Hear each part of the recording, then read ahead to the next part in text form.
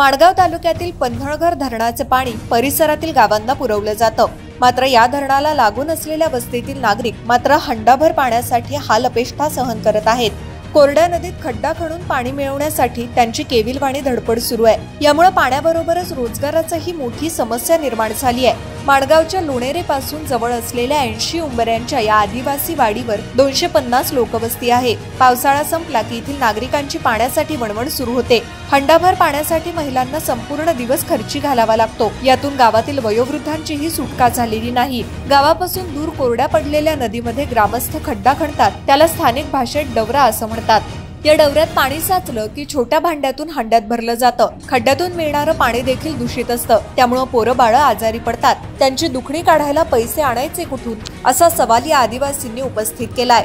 गावापासून हाकेच्या अंतरावर पाटबंधारे विभागाचं धरण आहे, परंतु आजवर धरणाचं पाणी कधी इथल्या आदिवासींच्या मुखाला लागलं नाही। गावाजवळ डॉक्टर बाबासाहेब आंबेडकर तंत्रशास्त्र विद्यापीठ आहे, तिथे पुरेसं पाणी आहे। आजूबाजूच्या गावांना नळपाणी योजनेतून पाणी पुरवठा होतोय, पण ही आदिवासी वाडी आजही तहानलेलीच आहे। घोटभर पाण्यासाठी झुंजणारे हे आदिवासी बांधव मुंबई गोवा महामार्गापासून अवघ्या 5 किलोमीटरवर राहतात। इथल्या आदिवासी भगिनींना लेकरा बाळांना सोबत घेऊन पाण्यासाठी वणवण करावी लागते। खड्ड्यातून साठवलेलं पाणी काढण्यासाठी झुंबड उडते, त्यासाठी तासनतास तात्कळत बसावं लागतं। कामधंदे सोडून पाण्याच्या मागे फिरावं लागत आहे, त्यामुळे रोजीरोटीची गंभीर समस्या इथे निर्माण झाली आहे। पाणी भरण्यातच संपूर्ण दिवस निघून जातो, मग नोकरी धंद्यासाठी कुठेही जाता येत नाही, रोजगार बुडतो। धरण उशाला आणि कोरड घशाला अशी अवस्था खरबाची वाडीतील ग्रामस्थांची झाली आहे। आम्हाला कुणी वाली आहे की नाही असा सवाल इथले ग्रामस्थ विचारतायत। सरकार आदिवासींच्या विकासासाठी अनेक योजना राबवतं, परंतु इथल्या आदिवासींची ही वणवण पाहिल्यावर या योजनांचं काय होतं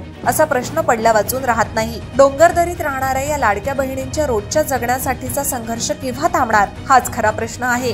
हंडाभर पाण्यासाठी आम्हाला दिवस खर्ची घालावा लागतो, त्यात भरलेला हंडा घरी आणेपर्यंत जीव कासावीस होतो। धरणाचं पाणी समोर दिसतं, पण ते आम्हाला मिळत नाही हे पाहून डोळ्यात आसव येतात। पाऊस पडेपर्यंत आम्हाला भीषण पाणी टंचाईला सामोरं जावं लागतं। शासकीय यंत्रणेनं आमची ही समस्या गांभीर्यानं घ्यावी। देवरी झोरे, ग्रामस्थ महिला।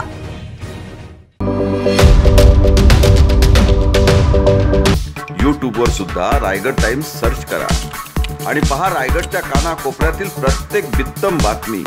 आणि हो, लगेच सबस्क्राइब बटनवर क्लिक करायला विसरू नका। रायगड टाइम्स, आपलं चॅनल, आपला आवाज।